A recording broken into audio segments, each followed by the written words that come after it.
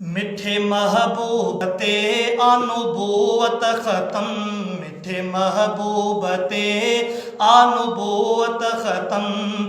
खुदा शान जंहिं जो कयो आ उतम, मिठे महबूब ते अनुभूत ख़त्म, मिठे महबूब ते अनुभूत ख़त्म। खुदा शान जंहिं जो कयो आ उतम, मिठे महबूब ते अनुभूत ख़त्म, मिठे महबूब ते अनुभूत ख़त्म। खुदा जो प्यारो पीरी मुस्तफ़ा कंदो रोज़ महशर मोहम्मद शफ़ा। खुदा जो प्यारो पीरी मुस्तफ़ा कंदो रोज़ महशर मोहम्मद शफ़ा।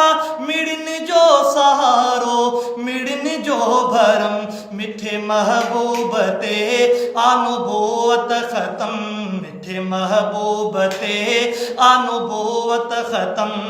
खुदा शान जंहिं जो कयो आ उतम, मिठे महबूब ते अनुभूत ख़त्म, मिठे महबूब ते अनुभूत ख़त्म, मिठे महबूब ते अनुभूत ख़त्म।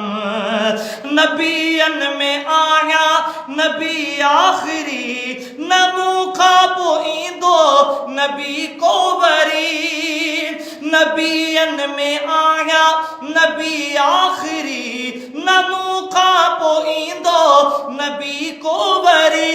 चयो पाणा मुस्तफ़ा मोहतरम, मिठे महबूब ते अनुभूत ख़त्म, मिठे महबूब ते अनुभूत ख़त्म।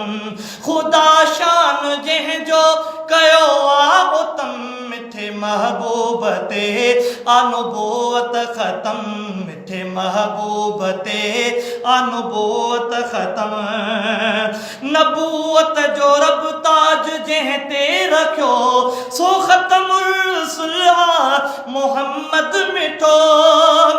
नबूअत जो रब ताज जंहिं ते रखियो, सो ख़त्मुल सुलहा मोहम्मद मिठो। पो गुस्ताख जो बस कबो सर कलम, मिठे महबूब ते अनुभूत ख़त्म, मिठे महबूब ते अनुभूत ख़त्म। खुदा शान जंहिं जो कयो आ उतम, मिठे महबूब ते अनुभूत ख़त्म, मिठे महबूब ते अनुभूत ख़त्म।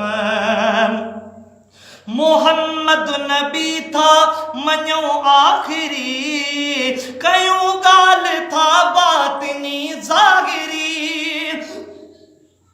मोहम्मद नबी था, मोहम्मद नबी था मञो आखिरी, कयूं ॻाल्हि था बातिनी ज़ाहिरी।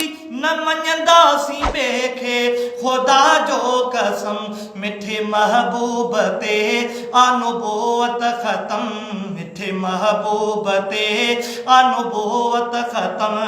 खुदा शान जंहिं जो कयो आ उतम, मिठे महबूब ते अनुभूत ख़त्म, मिठे महबूब ते अनुभूत ख़त्म।